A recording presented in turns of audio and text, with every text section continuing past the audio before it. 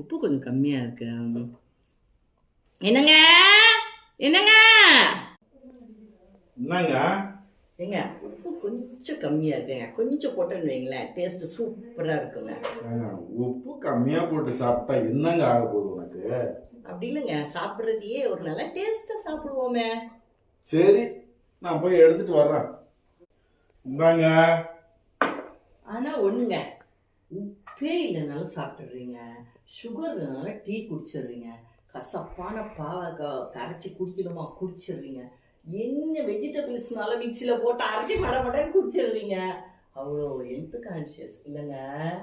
ஆமாங்க, எனக்கு இதெல்லாம் பழகி போச்சு. நான் நாகர்கோயில்காரன் வரையா, எனக்கு என்ன கசப்போ பிடிப்போ இனிப்போ எது வேணாலும் நான் சாப்பிடுவேன். அதுதான் உங்களை அடிச்சுக்கிறதுக்கு ஆளே இல்லைங்க. இதுலலாம் நம்மளை பாராட்டுறாங்களா கலாய்க்கிறாங்களா ஒண்ணுமே தெரியலப்பா.